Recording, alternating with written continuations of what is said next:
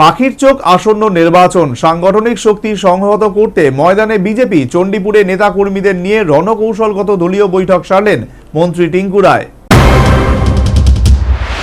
ত্রিস্তরীয় পঞ্চায়েত নির্বাচনে চণ্ডীপুর মণ্ডলের অধীনে সমস্ত দলীয় প্রার্থীদের নিয়ে এক সাংগঠনিক বৈঠক করলেন মন্ত্রী টিঙ্কু রায়। শুক্রবার শ্রীরামপুর এলাকায় অবস্থিত স্বামী বিবেকানন্দ ভবনে এই সাংগঠনিক বৈঠকে চণ্ডীপুর বিধানসভা কেন্দ্রের অধীনে থাকা সমস্ত গ্রাম পঞ্চায়েতের বিজেপির প্রার্থী, চণ্ডীপুর পঞ্চায়েত সমিতির বিজেপির প্রার্থী এবং ঊনকোটি জেলা পরিষদের প্রার্থী সহ চণ্ডীপুর মণ্ডলের প্রতিটি বুথের বুথ সভাপতি এবং মণ্ডলের পদাধিকারীরা উপস্থিত ছিলেন। প্রদীপ প্রজ্বলন করে সাংগঠনিক বৈঠকের উদ্বোধন করেন মন্ত্রী টিঙ্কু রায়। এদিন মন্ত্রী টিঙ্কু রায় জানান যে মূলত আসন্ন ত্রিস্তর পঞ্চায়েত নির্বাচনের সমস্ত ধরনের প্রার্থীদের নিয়ে এই সাংগঠনিক বৈঠকে দলীয় বিভিন্ন রণকৌশল তৈরি করা হবে এবং আগামী দিনে ভোটের প্রচারে কি কৌশল অবলম্বন করা হবে তা নিয়ে আলোচনা হবে। তাছাড়া বিগত 5 বছরে বিজেপি পরিচালিত গ্রাম পঞ্চায়েতে সরকারের বিভিন্ন স্কিমে যেভাবে উন্নয়নমূলক কাজ করা হয়েছে তার নিরিখেই পুনরায় মানুষ বিজেপি দলের প্রার্থীদের ভোট দিয়ে জয়যুক্ত করে বিজেপির পঞ্চায়েত গঠন করবে বলে আশা প্রকাশ করেন তিনি।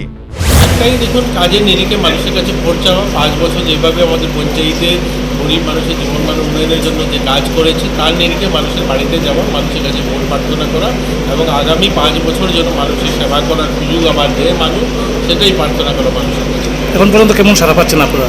দেখুন, আপনারা দেখেছেন গোটা রাজ্যে যেভাবে ভারতীয় জনতা পার্টি 5 বছর কাজ করেছে তার নিরিখে কংগ্রেস এবং সিপিএম প্রার্থী খুঁজে পায়নি, প্রার্থী দিতে পারেনি।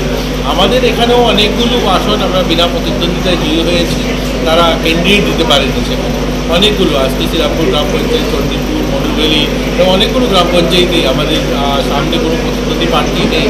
কিন্তু যেখানে যেখানে প্রার্থী রয়েছে আমরা গণতন্ত্রকে সম্মান জানিয়ে আমরা সবাইকে প্রতিযোগিতায় সবাই যেন সামিল থাকে সেটাও আমরা দেখছি যে সবাই যেন ভোটদান করতে পারে। যারা প্রতিদ্বন্দ্বী প্রার্থী দাঁড়িয়েছে তারাও যেন তাদের ভোট প্রসার করতে পারে, কারণ আমরা গণতন্ত্র।